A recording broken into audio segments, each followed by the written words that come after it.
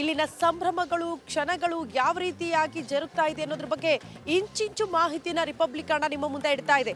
ಅದೇ ರೀತಿ ನಮ್ಮ ಕರ್ನಾಟಕದಿಂದಲೂ ಕೂಡ ಸಾಕಷ್ಟು ಜನ ರಾಮನೂರಿಗೆ ಪಯಣ ಬೆಳೆಸ್ತಿದ್ದಾರೆ.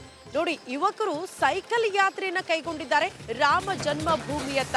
ಬಳ್ಳಾರಿಯಿಂದ ಸೈಕಲ್ ಯಾತ್ರೆ ಯುವಕರಿಂದ ಸೈಕಲ್ ಮೂಲಕ ಬಂದು ರಾಮ ಜನ್ಮಭೂಮಿಗೆ ಬಂದು ರಾಮನನ್ನ ದರ್ಶನ ಮಾಡ್ಕೊಳ್ಬೇಕು ಅಂತ ಯುವಕರು ಆಗಮಿಸಿದ್ದಾರೆ ಅನ್ನೋದ್ರ ಡೀಟೇಲ್ಸ್ ಸದ್ಯ ಸಿಗ್ತಾ ಇದೆ. ರಾಮನ ಮೇಲಿರುವಂತಹ ಭಕ್ತಿ ಪ್ರೀತಿ ಇದೆಲ್ಲವೂ ಕೂಡ ಸೈಕಲ್ ಆಗ್ಲಿ ಯಾವುದೇ ಆಗ್ಲಿ ಒಟ್ಟಿನಲ್ಲಿ ನಾವು ರಾಮ ಜನ್ಮಭೂಮಿಯನ್ನ ತಲುಪಬೇಕು ಅನ್ನುವಂತಹ ನಿರ್ಧಾರ ಯುವಕರದ್ದು. ರಾಮನ ದರ್ಶನಕ್ಕೆ ಯುವಕರು ಸೈಕಲ್ ಯಾತ್ರೆ ಕೈಗೊಂಡಿದ್ದಾರೆ. ಹೊಸದುರ್ಗದ ದಯಾನಿಧಿ ಶರಣು ಸೈಕಲ್ ಸವಾರಿಯ ಮೂಲಕ ರಾಮ ಜನ್ಮಭೂಮಿಯತ್ತ ನಿತ್ಯ 100 ಕಿಲೋಮೀಟರ್ ಯಾತ್ರೆ ಮಾಡ್ತಿದ್ದಾರಂತೆ ಯುವಕರು. ಯಾತ್ರೆಯ ನಡುವೆ ಸಿಗುವ ದೇಗುಲಗಳಲ್ಲೇ ವಾಸ್ತವ್ಯ ಹೂಡ್ತಾರೆ. ನಂತರ ಅಲ್ಲಿಂದ ಪ್ರಯಾಣ ಮುಂದುವರಿಸುತ್ತಿದ್ದಾರೆ ಯುವಕರು ಅನ್ನೋದ್ರ ಡೀಟೇಲ್ಸ್ ಸಿಗ್ತಾ ಇದೆ. ಅಯೋಧ್ಯೆಯಲ್ಲಿ ಇದೇ ತಿಂಗಳು 22ನೇ ತಾರೀಕು ಶ್ರೀರಾಮನ ಪ್ರಾಣ ಪ್ರತಿಷ್ಠಾಪನೆ ಕಾರ್ಯಕ್ರಮ ಇರತಕ್ಕಂಥದ್ದು. ಅದರ ಭಾಗವಾಗಿ ಭಕ್ತಾದಿಗಳು ಅಂದರೆ ರಾಮನ ಭಕ್ತರು ವಿಶೇಷವಾಗಿ ಸೇವೆಗಳನ್ನು ಸಲ್ಲಿಸ್ತಾ ಇರ್ತಕ್ಕಂಥದ್ದು.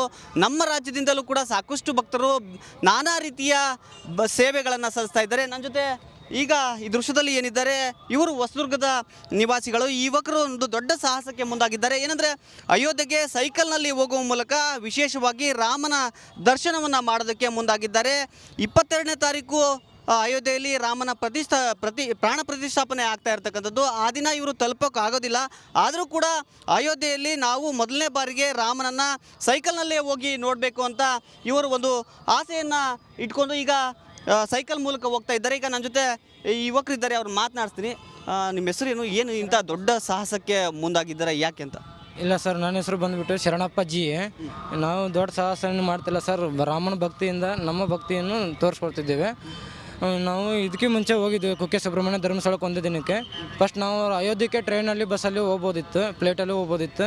ನಾವು ಫಸ್ಟಿನ ಸ್ಟಾರ್ಟ್ನೇ ಅಯೋಧ್ಯೆ ನೋಡ್ಬೇಕಂದ್ರೆ ನಾವು ಸೈಕಲಲ್ಲಿ ಒಟ್ಟು ನಮ್ಮ ಪರಿಶ್ರಮ ಇರಬೇಕು, ನಮ್ಮ ಭಕ್ತಿ ಇರಬೇಕು ಅನ್ನೋ ಮಾರ್ಗವಾಗಿ ಹೋಗ್ತಾ ಇದ್ದೀವಿ ಸರ್. ನಾವು ಏನೇನೆಲ್ಲ ಪ್ರಿಪ್ರೇಷನ್ ಮಾಡ್ಕೊಂಡಿರಿ? ಎಷ್ಟು ದಿವಸಕ್ಕೆ ಅಲ್ಲಿಗೆ ರೀಚ್ ಆಗ್ತೀರಾ ಸರ್? ನಾವು ಒಂದು 15ರಿಂದ 20 ದಿನದೊಳಗೆ ಹೋಗ್ತೀವಿ ಸರ್. 15ರಿಂದ 20 ದಿನ ಫಿಕ್ಸ್ ಸರ್ ಹೋಗೋದು.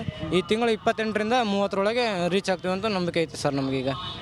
ಏನಾದರೂ ಸಮಸ್ಯೆಗಳು ಆದರೆ ಅದಕ್ಕೆಲ್ಲ ಏನೇನು ಪ್ರಿಪ್ರೇಷನ್ ಮಾಡ್ಕೊಂಡ್ರೆ ಯಾವ ಮಾರ್ಗದಲ್ಲಿ ಹೋಗ್ತಿದ್ದೀರಿ ಅಂತ? ನಮಗೇನಾದ್ರು ಸಮಸ್ಯೆ ಆದರೆ ಮೆಡಿಕಲ್ ಕಿಟ್ ಎಲ್ಲ ರೆಡಿ ಇದೆ ಸರ್. ಸೈಕಲಿಗೆ ಏನಾದರೂ ಅದಕ್ಕೂ ಎಕ್ಸ್ಟ್ರಾ ಇಟ್ಕೊಂಡಿದ್ದೀವಿ, ಲಗೇಜ್ ಇಟ್ಕೊಂಡಿದ್ದೀವಿ ಸರ್. ಹಂಗಾಗಿ ನಾವು ಏನೋ ಬಂದರೂ ಕಷ್ಟವನ್ನು ನಿವಾರಿಸ್ಕೊಂಡು ಮುಂದೆ ಹೋಗ್ಬೇಕಂತ ಅನ್ಕೊಂತೀವಿ ಸರ್.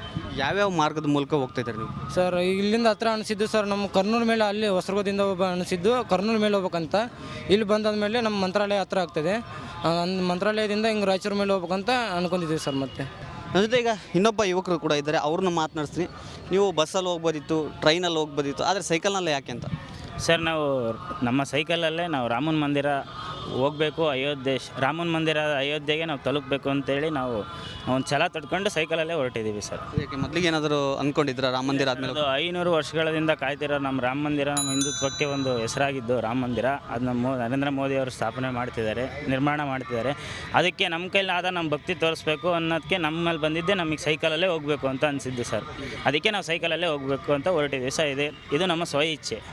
ಇದಿಷ್ಟು ಈ ಯುವಕರ ಮಾತು. ಅಂದರೆ ಯಾವುದೇ ಕಾರಣಕ್ಕೂ ನಾವು ರಾಮನ ದರ್ಶನವನ್ನು ಮಾಡಲೇಬೇಕು, ಅದು ಸೈಕಲ್ನಲ್ಲಿಯೇ ಹೋಗಿ ಮೊದಲನೇ ಬಾರಿಗೆ ದರ್ಶನ ಮಾಡಬೇಕು ಅಂತ ನಾವು ಮೊದಲಿಂದನೂ ಅಂದ್ಕೊಂಡಿದ್ವಿ. ಸಾಕಷ್ಟು ವರ್ಷಗಳ ಹಿಂದಿನಿಂದ ಅಯೋಧ್ಯೆಯಲ್ಲಿ ರಾಮ ಮಂದಿರ ನಿರ್ಮಾಣ ಆಗುತ್ತೆ ಅನ್ನುವ ಒಂದು ಆಸೆ ಈಗ ಈಡೇರ್ತಾ ಇದೆ. ಹೀಗಾಗಿ ನಾವು ಸೈಕಲ್ ಮೂಲಕ ಹೋಗಿ ರಾಮನ ದರ್ಶನವನ್ನು ಮಾಡ್ತೀವಿ ಅಂತ ಇಲ್ಲಿ ಯುವಕರು ಹೇಳ್ತಾ ಇರ್ತಕ್ಕಂಥದ್ದು. ಕ್ಯಾಮ್ರಾ ಪರ್ಸನ್ ಸಿದ್ದು ಜೊತೆ ರೇಣುಕಾ ರಾಧ್ಯ, ರಿಪಬ್ಲಿಕ್ ಕನ್ನಡ, ಬಳ್ಳಾರಿ.